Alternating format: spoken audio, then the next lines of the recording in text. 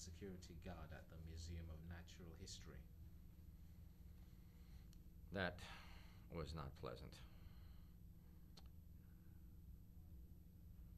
I remembered, the Fulmer fights. I remember all the pictures ever taken of him in Boxing Illustrated and the Ring magazine. Beautiful, beautiful fight photos that were inspirational to anyone that was getting into physical fitness. You'd have to say, like, look at this guy. Who is this?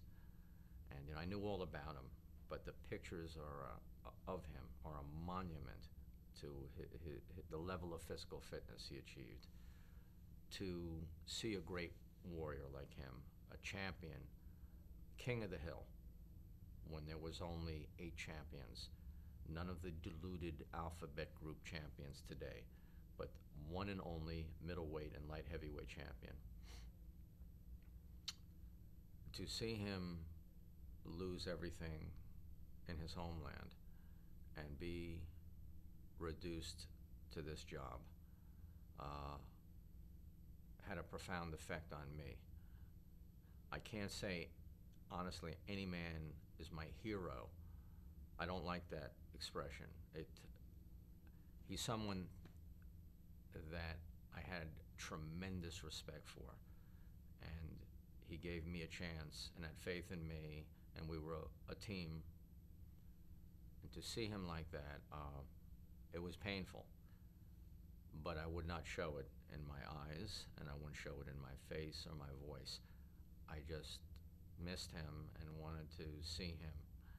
And I got the impression he really didn't want anyone to visit him there that remembered who he was. There was a certain anonymity that he enjoyed.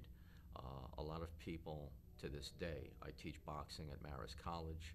I'm the manager of Snoop's boxing gym, so I'm training in Poughkeepsie. I train a lot of young fighters. Some of them, if you can believe me, don't even know who Joe Frazier is. So there's a generation gap that is beyond, the back of beyond. So there were people that would not know who he was, but to know who he was and to have been ringside and hear them screaming his name and to see him fight these great, tough middleweights, it was a come down. Boxing is and always will be one brick in the wall in life. He was a great family man, and he did what he had to do. But when I visited him, it was most unpleasant to see that. But we had a good time together, and I made it a point, without gilding the lily too much, to tell him exactly what I thought of him, how I remembered him, and that you have to do what you have to do. And we would talk about the fights and some other personal things, and I'd visit him when I could. You said you used to offer him some form of encouragement, or at least once did anyway. Could you remind us about what you exactly said to him? Sure. I told him that it wouldn't matter where he was or what he was doing, that he's still the greatest middleweight champion that ever lived, and that Sugar Ray Robinson was great in his way. And I said, I don't know how that one would come out, Dick.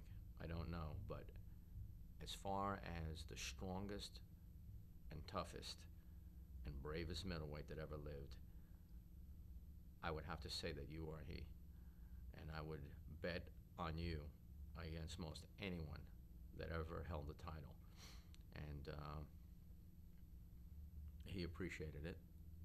And, I said, I will always see you up in the ring with the blue trunks, white trim, black trunks, white trim, white trunks, black trim. Those are the days of G&S Sporting Goods where we didn't have all the colorful trunks.